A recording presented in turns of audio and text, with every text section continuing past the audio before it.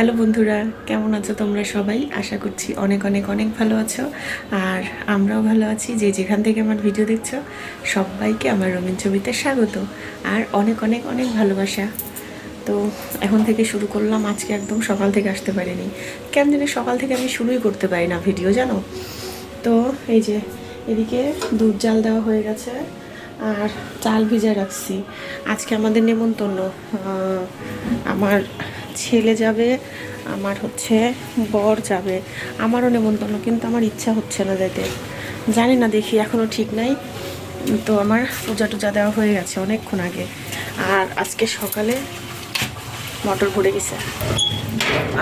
সকালে ব্রেকফাস্ট ছিল, কালকে যে প্রসাদ দিয়ে গেছিলো না, সেইটাই মাখা খাইছে আমার বর, আমার ছেলে। না, আমার ছেলে খায়নি, আমার ছেলে পরোটা খাইছে। তো বাইরে মনে হচ্ছে আগুন পড়ছে, জানো, এত পরিমাণে গরম। ঘরের মধ্যে অতটা বুঝতে পারছি না, কিন্তু বাইরে ভীষণ গরম। এই গরমে মানুষজনের কত কষ্ট, কি আর করা। আজকেও জবা ফুল অনেক কয়টা ধরছে। তো আজকে নেমন্তন্ন কোথায় জানো? ওই যে আমরা এর আগে একদিন দেখালাম না, জয়কালী বাড়ির পেছনে, সেইখানে নেমন্তন্ন আজকেও। আমাদের প্রতিবেশী আর কি, এখানে অনুষ্ঠান করবো, এখানে যাওয়া লাগবে। আমার বর বলছিল চল যাই, কিন্তু আমার এই শাড়িটারি পরে রেডি হয়ে এই গরমের মধ্যে যাইতে ইচ্ছা হচ্ছে না। ভালো লাগে নেমন্তন্ন খাইতে, কিন্তু ওই যে শাড়ি পরো, রেডি হও, ঘরের মধ্যে ঠিক আছে, কিন্তু বাইরে কি করে যাব বুঝতে পারছি না। অবশ্য অনেকে তো শাড়িটারি পরে, যারা সব সময় পরে তাদের কথা আলাদা। আমি পরি না, তো ওই জন্য কেমন জানি বিরক্ত লাগছে। আর আমার গাছের কাঁঠাল দেখবে, কাঁঠাল দেখাতে নিয়ে আসলাম। যাবো না অত দূর, খুব মশা।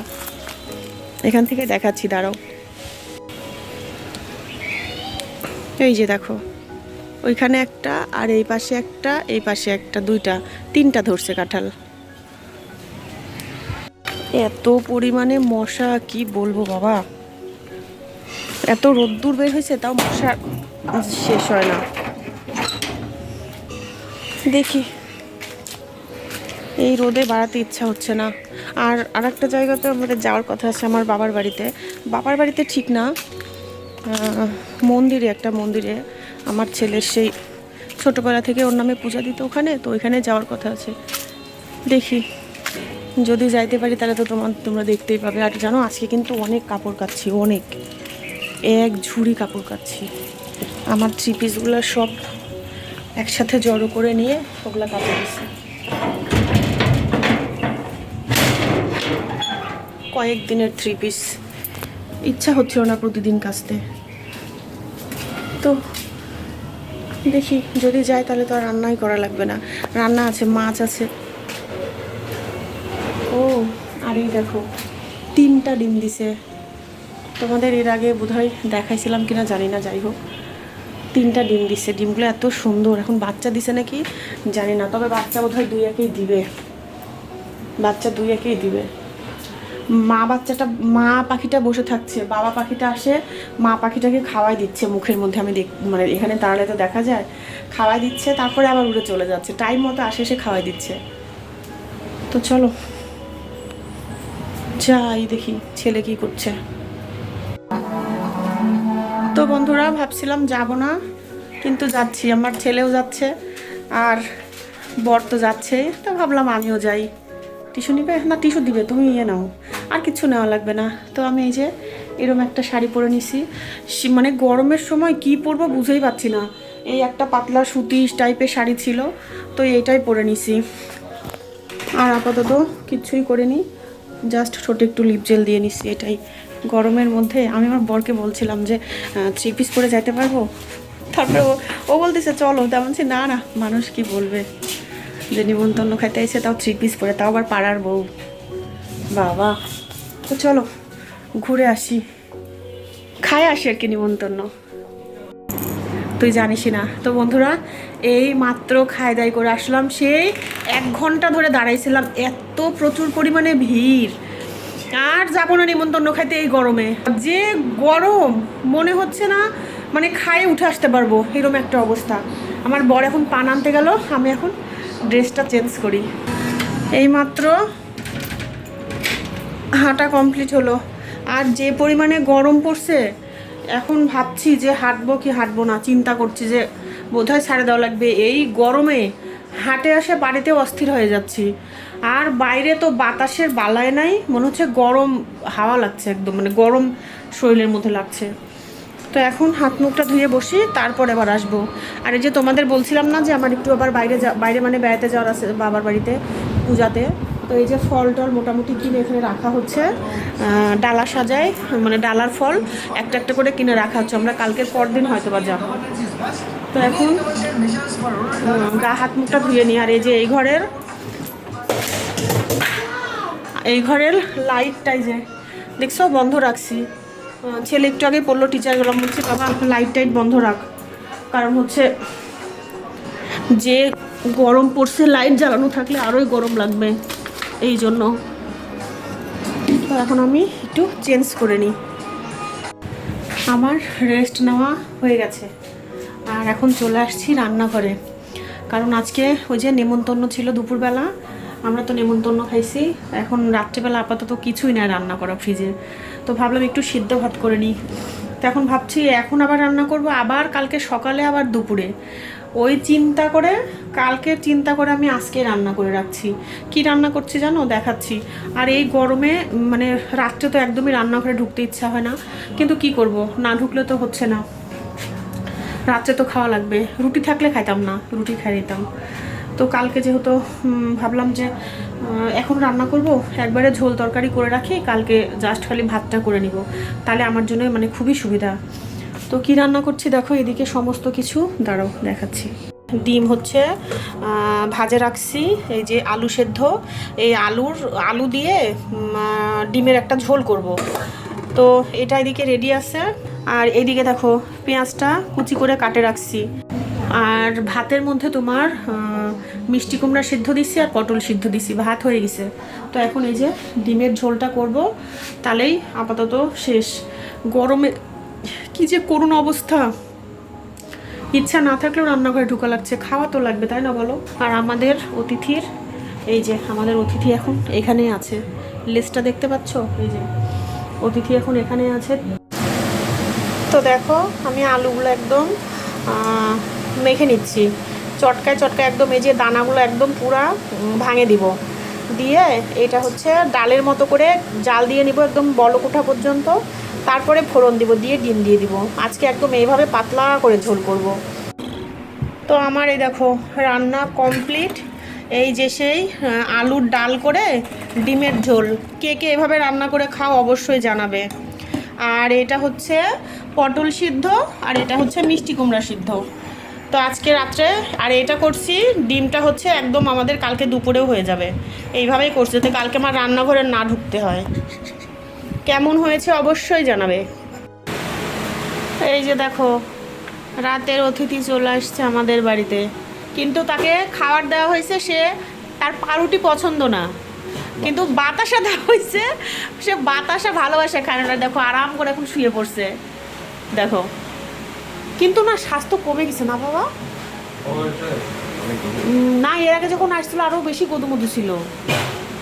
এই যে এই এদিকে তাকা, ওইটা খায়নি, ওইটা খাও। তো আমার রাতের কাজবাজ কিচ্ছু করতে পারিনি, আর করবও না এখন। আপাতত খাওয়া দাওয়া সবার হয়ে গেছে। আর আজকে আমার ওই যে সেই নেমন্তন্ন খায়ে আসার পর কোনো সমস্যা হয়নি, কিন্তু কি চলে গেছে, কিন্তু এই যে একটু আগে একদম বমি টমি করে শরীরটা একদম খারাপ হয়ে গেছে। এই গরমের মধ্যে বাইরের খাবার খাইছি, এমনিতেই আমার হজম হয় না।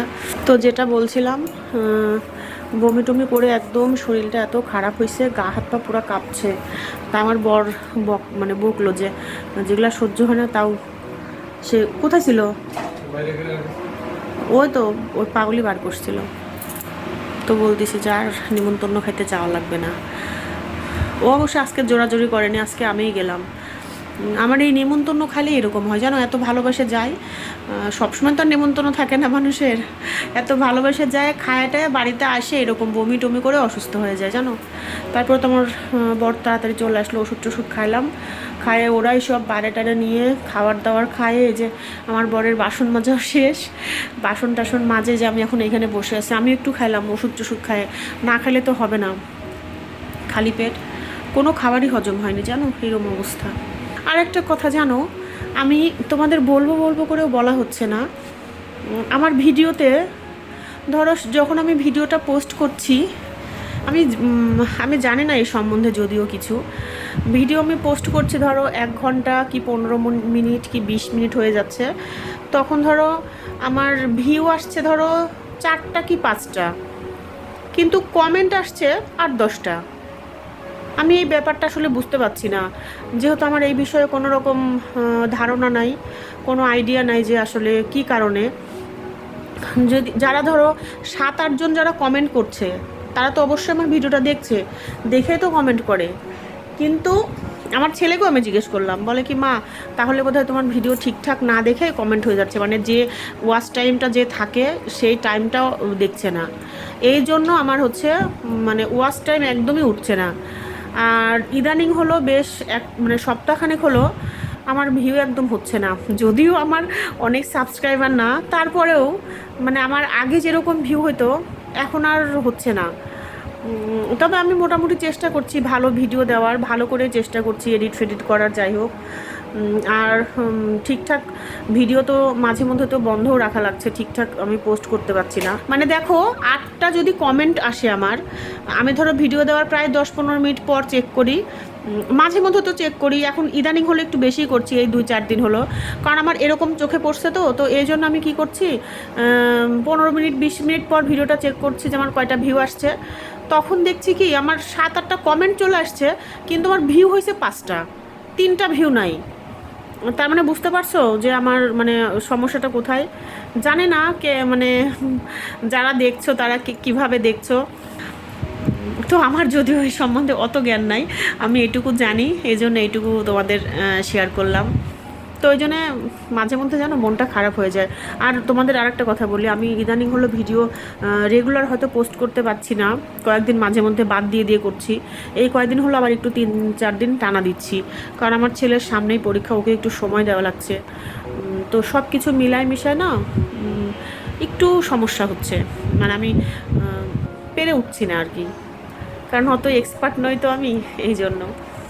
তো ঠিক আছে বন্ধুরা, অবশ্যই আমাকে কমেন্ট করে জানাবে যে আমার এই সমস্যাটা কেন হচ্ছে, আমার এই কথাগুলোই ঠিক না, তোমাদের যদি জানা থাকে তাহলে অবশ্যই কমেন্টে জানাবে প্লিজ।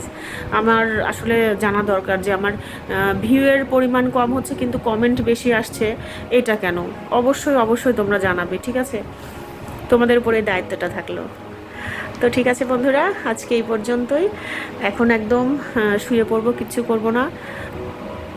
তোমরা সবাই খুব খুব খুব ভালো থেকো, সুস্থ থেকো, দেখা হবে আগামীকাল নতুন একটি ভিডিওতে। কারেন্ট চলে গেল দেখছো তোমাদের সঙ্গে কথা বলতে বলতে। তো ঠিক আছে, চলো, গুড নাইট।